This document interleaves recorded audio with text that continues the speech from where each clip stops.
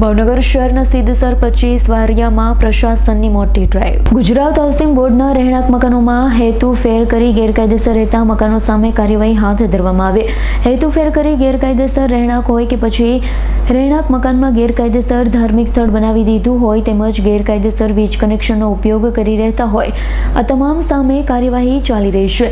ભાવનગરના SDM, ASP, મામલેદાર, housing બોર્ડના અધિકારી, આઈબીના અધિકારી તેમજ પીજીવીસીએલની ટીમ સાથે પોલીસનો બંદોબસ્ત વચ્ચે કાર્યવાહી કરવામાં આવી રહી છે।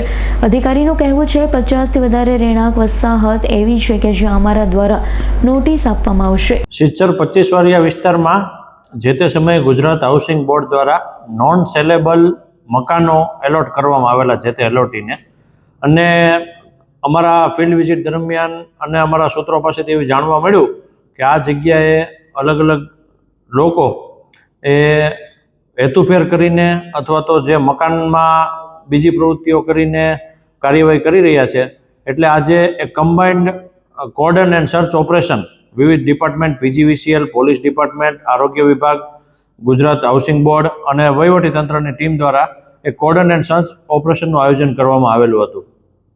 સર, ખાસ કરીને જે રીતે કાર્યવાહી થઈ છે એમાં વીજ કનેક્શનો પર કાપવામાં આવ્યા છે અને જે લોકો ગેરકાયદેસર રહે છે એની સામે કેવા એક્શન લેવામાં આવશે? ગુજરાત હાઉસિંગ બોર્ડ દ્વારા આ જે પ્રોપર્ટી હતી એ નોન સેલેબલ મકાનો હતા, એટલે એનું વેચાણ કરી શકાય નહીં। ઘણા બધા લોકો દ્વારા એનું ગેરકાયદેસર વેચાણ કરવામાં આવ્યું છે। એ મકાન ભાડે આપવામાં આવેલા છે। એ તમામ મકાનના મૂળ માલિકો છે બધાને ગુજરાત હાઉસિંગ બોર્ડ દ્વારા નોટિસ આપવામાં આવેલી છે। ઘણા લોકોએ ત્યાં દબાણ કરેલું છે, દબાણ અંગેની પણ નોટિસ આપવામાં આવેલી છે। ઉપરાંત ઘણા બધા લોકોએ ગેરકાયદેસર વીજ કનેક્શન ધરાવતા હતા એ લોકો સામે પણ કાર્યવાહી કરવામાં આવેલી છે। બીજું કે રહેણાંક માટેના મકાનોમાં ઘણા બધા લોકોએ દુકાન અને અન્ય ધાર્મિક પ્રવૃત્તિઓ પણ કરતા હોવાનું જણાઈ આવેલું હતું। એ તમામ લોકોને નોટિસ આપવામાં આવેલી છે। સાહેબ, આ જે વિસ્તાર છે કે સામાન્ય રીતે ગેરકાયદેસર પ્રવૃત્તિઓ છે એ પણ ધમધમતી હોય છે, તો એની માટે શું કામગીરી કરવામાં આવે? એના માટે પોલીસ ડિપાર્ટમેન્ટ દ્વારા ઘરમાં જઈને દરેક લોકોના આઈડેન્ટિટી કાર્ડ ચેક કરવામાં આવ્યા છે। એ લોકો ત્યાં કઈ રીતે વસવાટ કરે છે એના વાહનો પણ ઘણા ડિટેન કરવામાં આવેલા છે અને ઘરનું પણ સર્ચ ઓપરેશન કરવામાં આવેલું છે। મારું નામ MB Kankosiya, estate manager, Gujarat housing board, Bhavnagar. સાહેબ, આજે સિદ્ધસર 25 વારિયા ખાતે કામગીરી હાથ ધરવામાં આવી છે, કયા પ્રકારની કામગીરી છે અને અત્યારે હાલ શું કામગીરી ચાલી રહી છે?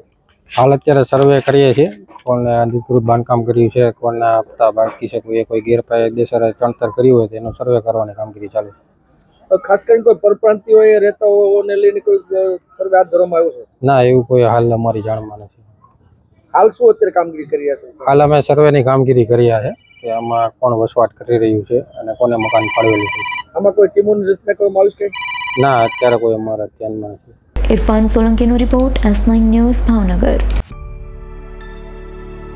અમારી તમામ માહિતીથી અપડેટ રહેવા માટે જોડાયેલા રહો S9 ન્યૂઝ સાથે।